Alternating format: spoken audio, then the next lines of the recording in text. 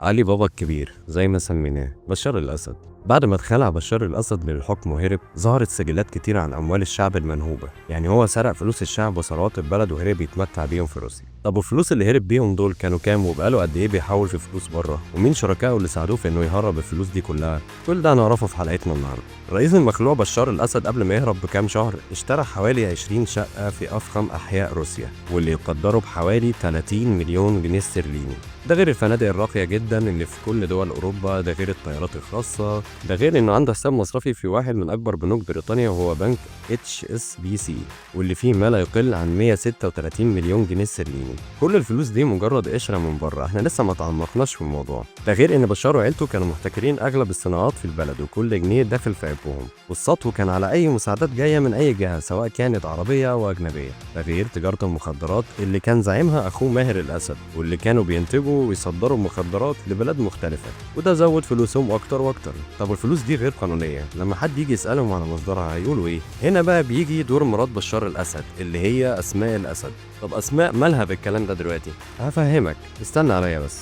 أسماء الأسد معاها جنسية بريطانية وكانت شغالة في بنك في بريطانيا، وده اللي خلى عندها خبرة إنها تتصرف في الفلوس دي. يعني بالمختصر المفيد غسيل أموال، واللي قدرت بخبرتها الإجرامية إنها تغسل الفلوس في مشاريع قانونية وهمية بالكامل، وتبين إن عيلة الأسد أصحاب شركات أو على الأقل مساهمين في شركات كبيرة، وده زود الفلوس في الحسابات أكتر وأكتر. ومع كل اللي إحنا قلناه وجبنا سيرتهم دول، ما يجوش حاجة جنب علي بابا الكبير بتاعهم، أساس السرقة والنهب بحجة تطوير البلد. وهنا أنا قصدي عن عيلة مخلوف، وبالذات محمد مخلوف.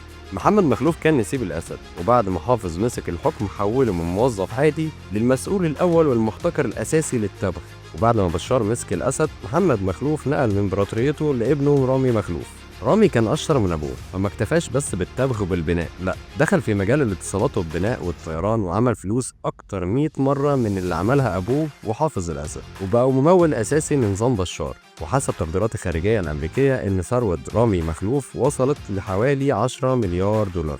وعلشان رامي يعرف يغسل الفلوس دي كلها، بقى بيشتري فنادق كتير في دول أوروبية مختلفة. رامي مخلوف فجر، وبقت مصالحه بتتضارب مع أسماء مرات بشار، وده اللي خلى بشار يقلل دور رامي ويركنه شوية علشان يرضي مراته أسماء. وبعد ما شركات أسماء وماهر الأسد كبرت أكتر وأكتر، خلوا رامي مخلوف تحت الإقامة الجبرية، وحولوا إدارة شركاته لإدارة الدولة. ده كل اللي احنا قدرنا نجيبه عن ثروة عائلة الأسد، وما خفي كان أعظم. الخارجية السورية دلوقتي بقت بتطالب البنوك بإنها ترجع الفلوس دي بحجة إنها فلوس الشعب. الخارجية الأمريكية عملت لجان كشف كبيرة جدا عشان يعرفوا وصول الأموال دي ومصدرها. يا ترى هل الشعب السوري هيرجع له حقه بعد 54 سنة من الظلم والسرقة؟ هل هنشوف سوريا مع قيادة جديدة مستقرة اقتصاديا زي زمان؟ كل ده إن شاء الله هنعرفه في الفترة الجاية، ونتمنى لسوريا ولكل بلاد المسلمين كل الخير.